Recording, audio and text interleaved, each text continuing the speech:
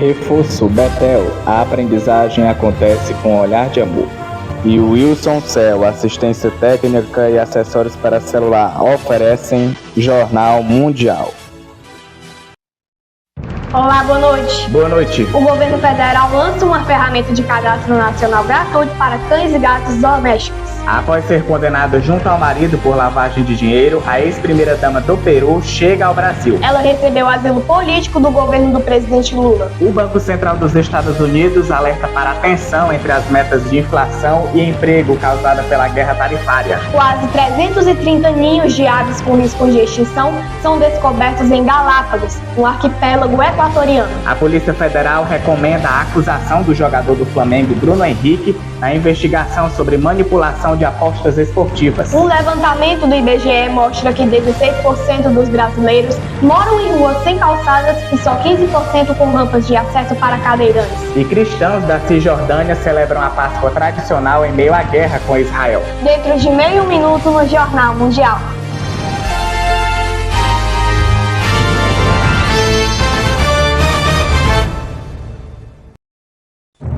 Jornal Mundial. Oferecimento: deputado estadual Sérgio Aguiar, mais Ceará, mais desenvolvimento. Wilson Cell, assistência técnica e acessórios para celular. Reforço Betel, a aprendizagem acontece com olhar de amor.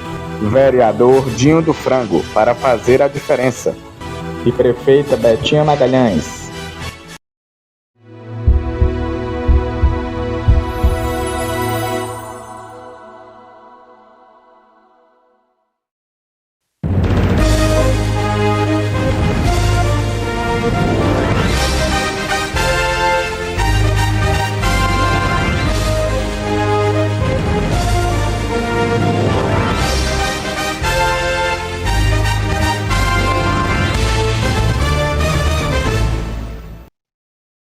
O levantamento do Censo 2022, realizado pelo IBGE e divulgado nesta quinta-feira, mostrou que 16% dos brasileiros moram em ruas sem calçadas e que só 15% possuem rampas com acesso para cadeirantes.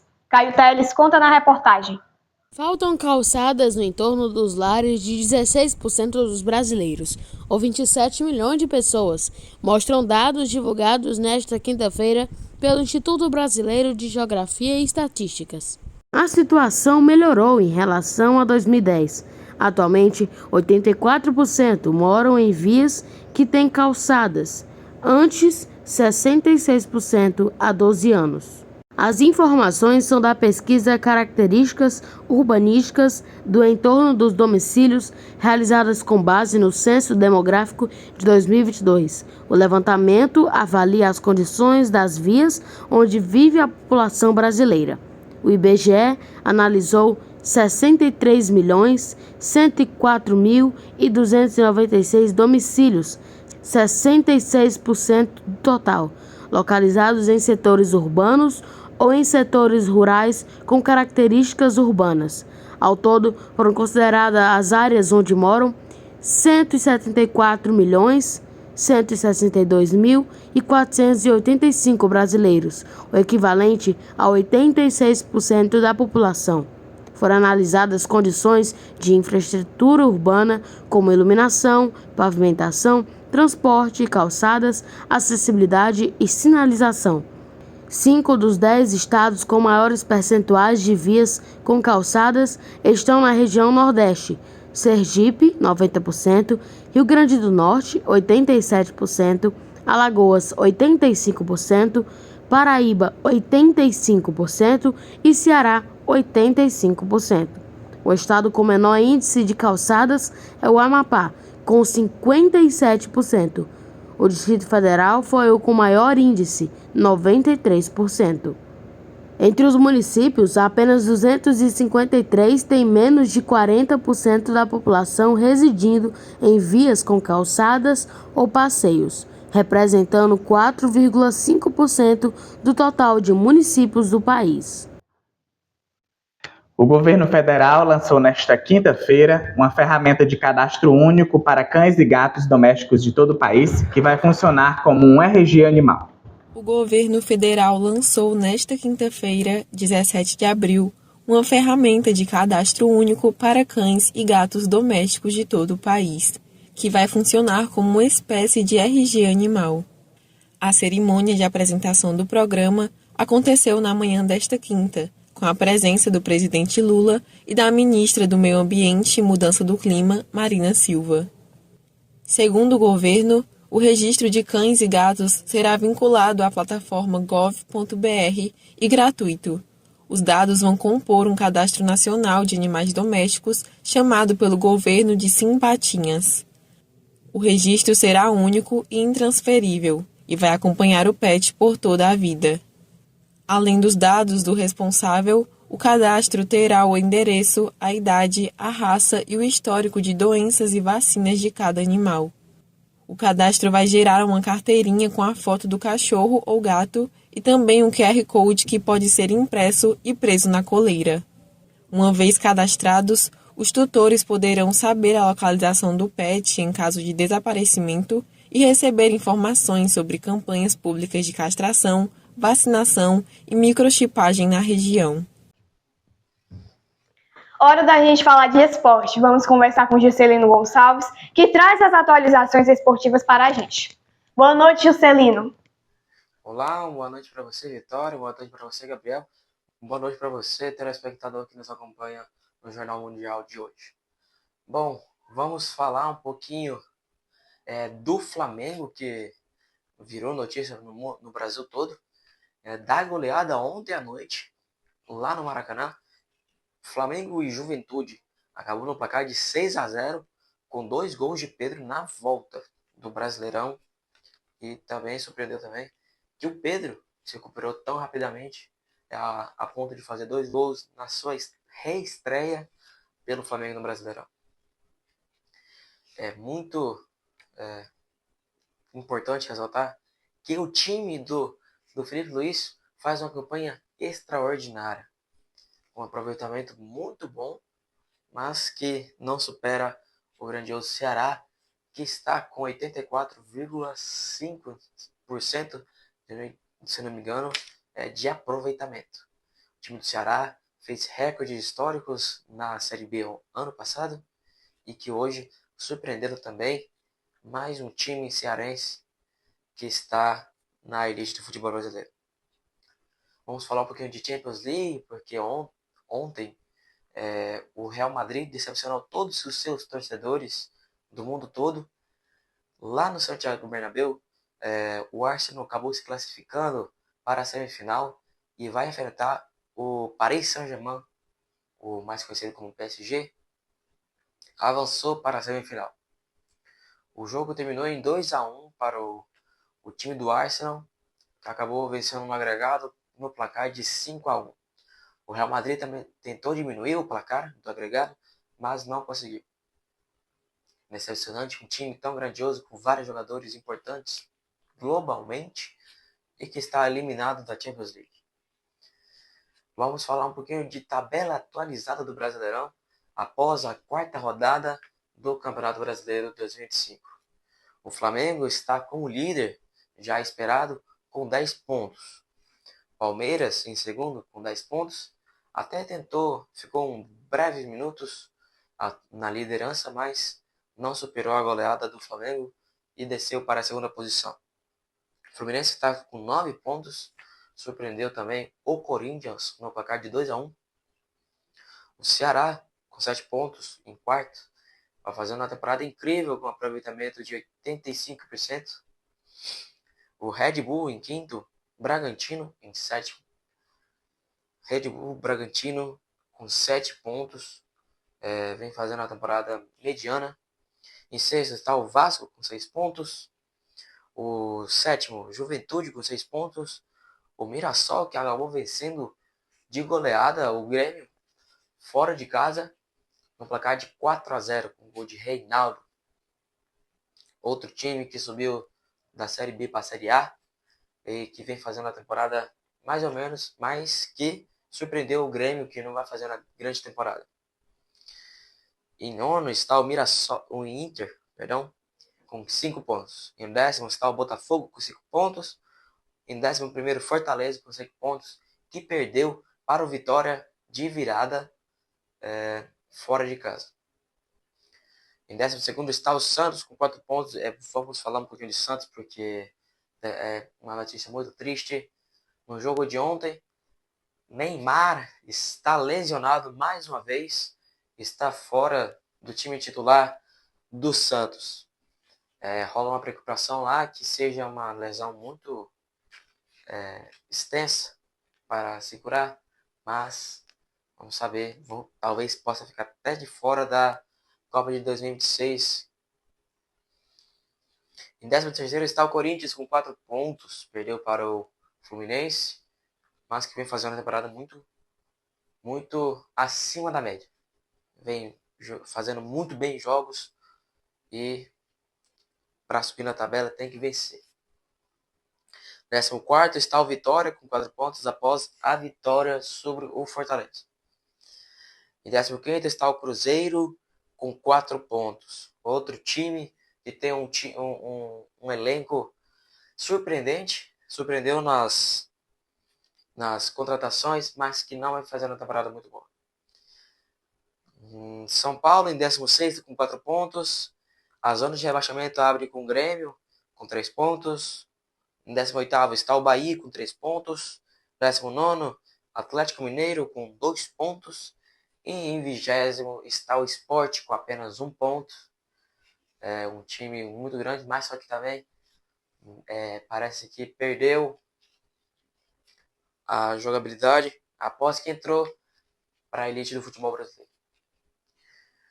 Essas e outras informações você vai acompanhar segunda-feira na Hora do Esporte comigo, Juscelino Gonçalves.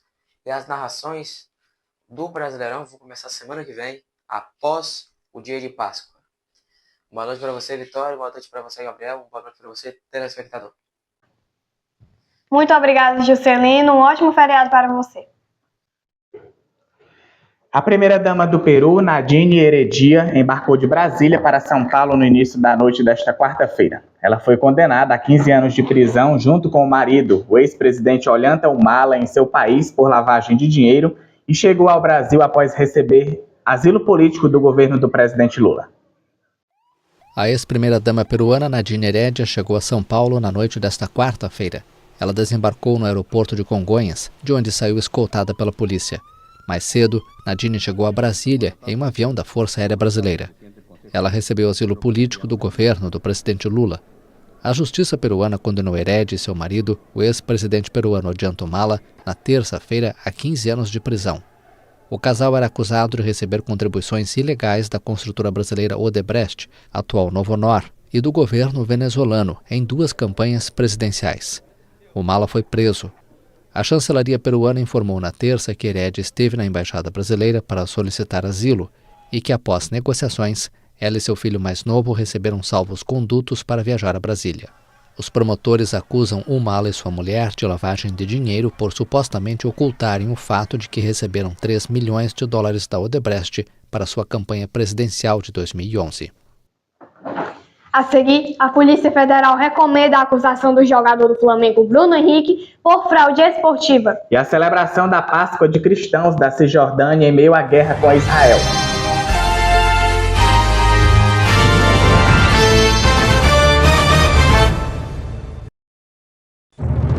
Jornal Mundial é patrocinado por Prefeita Betinha Magalhães, Deputado Estadual Sérgio Aguiar, Mais Ceará, Mais Desenvolvimento, Vereador Dinho do Frango, para fazer a diferença. Reforço Betel, aprendizagem acontece com um olhar de amor. E o Wilson Cell, assistência técnica e acessórios para celular.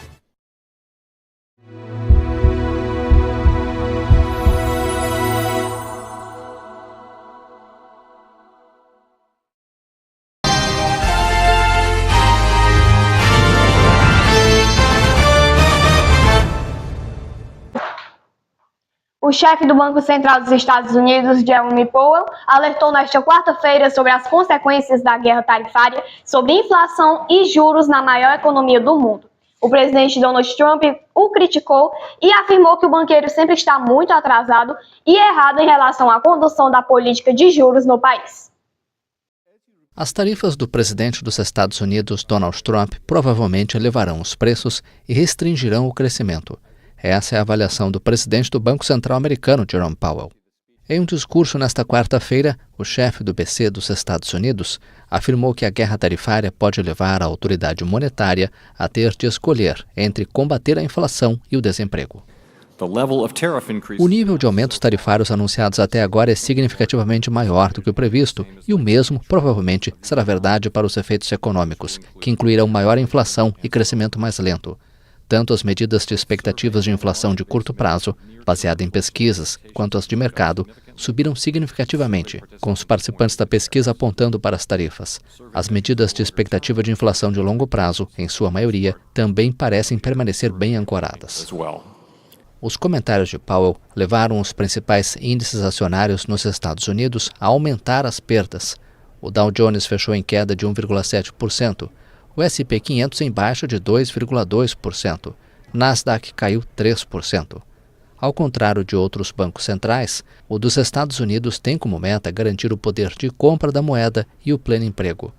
E esses dois objetivos devem ser equilibrados com o aumento ou a redução das taxas de juros, que aceleram ou desaceleram a demanda na economia. A política tarifária de Trump deixou investidores e parceiros comerciais dos Estados Unidos inseguros quanto à estratégia de longo prazo e o que isso poderia significar para o comércio internacional. Em meio à implementação das tarifas, os mercados financeiros enfrentaram fortes volatilidades. Após o presidente do Banco Central americano, Jerome Powell, criticar publicamente o tarifaço de Donald Trump, o presidente americano disse nesta quinta-feira, 17 de abril, que o banqueiro está sempre muito atrasado e errado em relação à condução da política de juros no país. Na quarta, 16, Powell afirmou que o patamar das tarifas anunciadas por Trump é muito maior do que o banco esperava, mesmo nos cenários mais extremos. Além disso, declarou que a guerra tarifária iniciada pelos Estados Unidos pode dificultar o trabalho da instituição, que toma suas decisões sempre guiada pelo objetivo de controlar a inflação, ao mesmo tempo que fortalece o mercado de trabalho. Trump ainda reclamou do tempo que falta para que o mandato de Powell à frente do banco seja concluído, dizendo que esse momento não chega rápido o suficiente. Os mandatos de presidente e vice do Banco Central têm duração de 4 anos. Powell deve deixar o cargo somente daqui a 1 ano, em maio de 2026. A visão do banqueiro, que é a mesma da maioria dos especialistas e investidores do mercado financeiro, é que a política tarifária de Trump pode elevar a inflação, ao mesmo tempo em que provoca uma recessão econômica. O atacante do Flamengo, Bruno Henrique, pode ser julgado por fraude relacionada a apostas esportivas. Ele teria passado informação privilegiada a familiares que apostaram em um cartão amarelo que ele levou contra o Santos em 2023. A Polícia Federal recomendou a acusação do jogador do Flamengo, Bruno Henrique, por suposta fraude esportiva para beneficiar familiares que tinham feito apostas online. O atacante é suspeito de ter forçado um cartão amarelo durante uma partida do Campeonato Brasileiro em 2023. Membros da família teriam tido essa informação antecipadamente. A fonte da polícia confirmou a veracidade do que foi divulgado até o momento pela imprensa. Depois da decisão policial, o Flamengo afirmou em nota que não foi comunicado oficialmente por qualquer autoridade pública e defendeu a presunção de inocência do jogador. As suspeitas são referentes à derrota por 2-1 para o Santos, partida disputada em Brasília em novembro de 2023, na qual o atacante recebeu um cartão amarelo por uma falta e, posteriormente, um segundo por ofender o árbitro, fazendo com que fosse expulso do jogo. A polícia encontrou várias mensagens no celular do irmão de Bruno Henrique, em que ele pedia para ser informado sobre um planejamento para um possível terceiro cartão amarelo. O atacante respondeu, afirmando que teria sido orientado a levar advertência na partida contra o Santos. As suspeitas de manipulação de resultados têm abalado o futebol brasileiro, com investigações que têm como alvo os grandes clubes da liga mais poderosa da América do Sul. O Congresso chegou a criar uma comissão especial para investigar a questão. Classificada desde 1994 como uma espécie criticamente ameaçada, o pato-mergulhão brasileiro já foi considerado extinto na década de 1950 até ter uma nova população descoberta. Longe de seu habitat natural, em Praga, na República Tcheca, 5 novas aves nasceram após um esforço do zoológico local para levar animais e criar um programa de reprodução. 5 filhotes de pato mergulhão brasileiro, espécie criticamente ameaçada de extinção, nasceram no Zoológico de Praga, na República Tcheca. A informação foi compartilhada nesta quarta-feira por um criador, aumentando as esperanças de uma futura reintrodução da ave na natureza. Conseguimos 5 casais em outubro de 2023. Foi uma decisão difícil acomodar 5 casais, porque eles não podem ficar juntos. Cada casal precisa de seu próprio aviário, que além disso deve ter água corrente. Os 2 machos e 3 fêmeas nasceram em 29 de janeiro e são os primeiros patos mergulhões brasileiros nascidos fora da América do Sul. Quando conseguirmos criá-los, começaremos a expandir o programa de reprodução para outros zoológicos europeus. Tivemos sucesso com o primeiro casal este ano e esperamos que outros casais sigam o exemplo, porque podemos ver que há atividade lá. Segundo o responsável pelas aves do zoológico, o pato mergulhão brasileiro é o único de sua espécie encontrado no hemisfério sul e um dos anseriformes mais ameaçados, se não o mais ameaçado de todos, referindo-se à ordem de aves aquáticas, que inclui patos e gansos. A União Internacional para a Conservação da Natureza, que desde 1994 considera a espécie criticamente ameaçada, estimou em 2019 que sua população era de apenas 249 indivíduos e citou a construção de barragens e a poluição da água como as principais causas do seu declínio. Hora da gente saber como vai ficar a previsão do tempo para o feriado. Boa noite, Marcelo. Muita chuva, muito sol. Como será aí o feriadão? Oi, Gabriel. Boa noite para você, para a Vitória. Boa noite para você. Bom, o feriado prolongado de Páscoa e Tiradentes será marcado por chuvas em várias partes do Brasil, com destaque para os estados das regiões Sudeste, Centro-Oeste e Sul, conforme previsão do Instituto Nacional de Meteorologia. As precipitações têm início hoje, com maior concentração em áreas de Minas Gerais, especialmente nos vales do Rio Doce e do Jequitinhonha, além do litoral norte do Espírito Santo. A instabilidade também deve atingir o sul da Bahia, onde os acumulados podem chegar a 100 milímetros entre hoje e amanhã. Em São Paulo, Mato Grosso do Sul e Paraná, o cenário também será de tempo instável, com previsão de chuvas significativas, que podem ultrapassar os 100 milímetros e ventos com rajadas de até 100 km por hora. Amanhã, o centro-sul de Mato Grosso do Sul deve registrar pancadas de chuva acompanhadas de trovoadas. Ainda conforme o IMET, as áreas mais afetadas de São Paulo serão o oeste e o centro-norte do estado, com as precipitações mais intensas esperadas para esta sexta.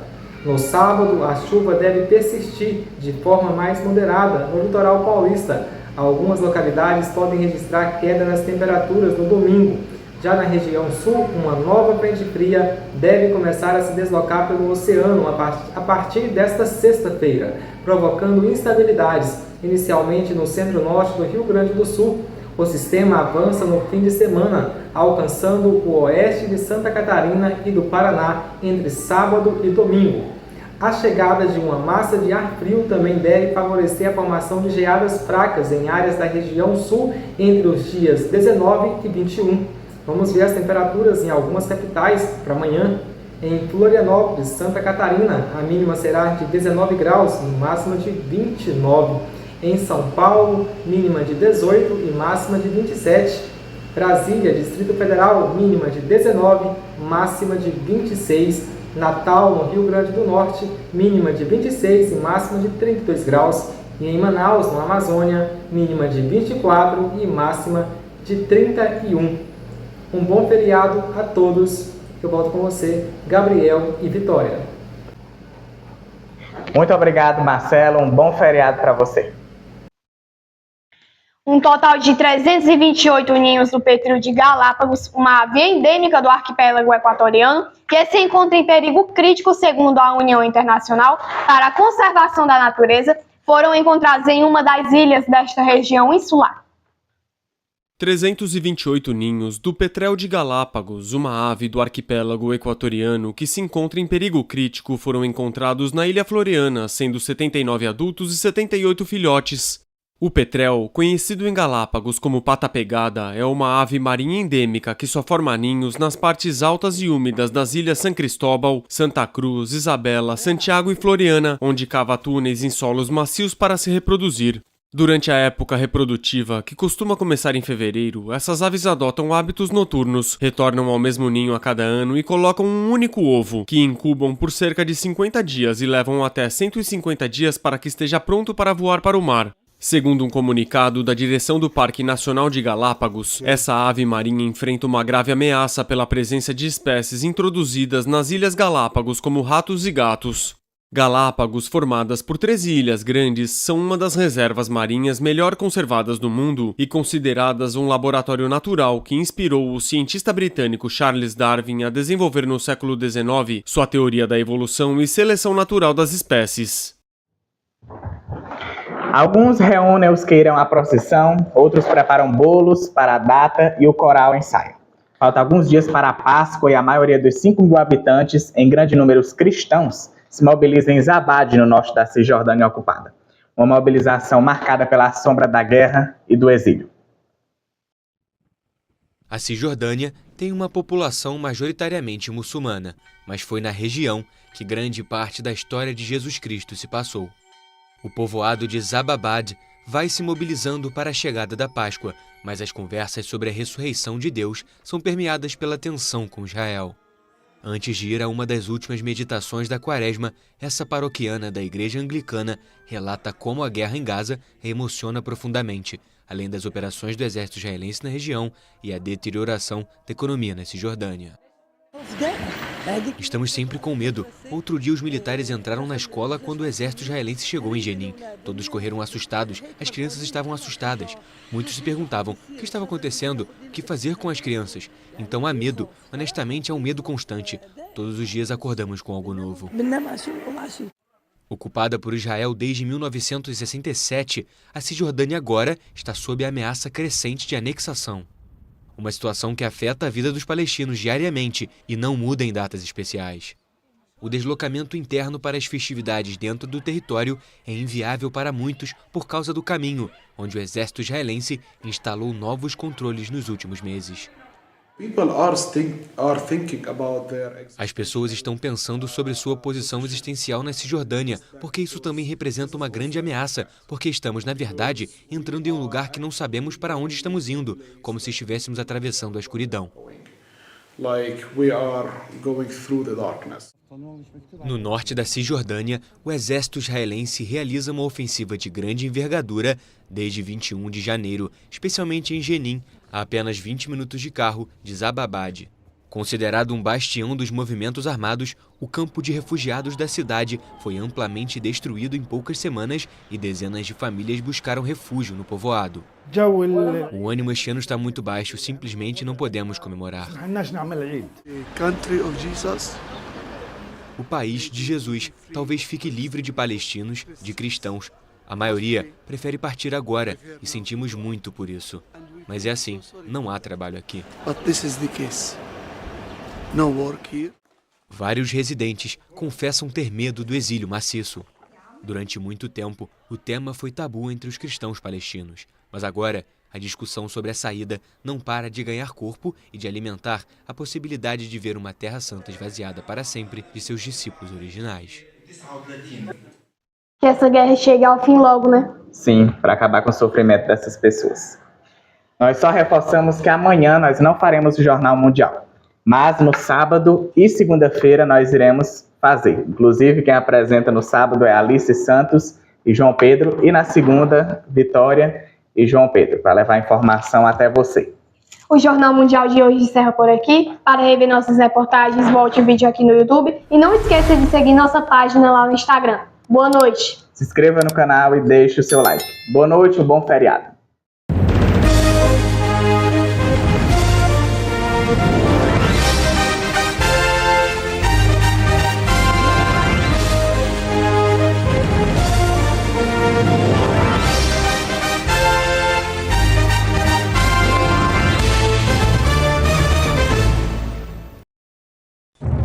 Jornal Mundial. Oferecimento: deputado estadual Sérgio Aguiar. mais Ceará, mais desenvolvimento. Wilson Cell, assistência técnica e acessórios para celular. Reforço Betel, a aprendizagem acontece com o olhar de Ambu. Vereador Dinho do Frango, para fazer a diferença. E prefeita Betinha Magalhães.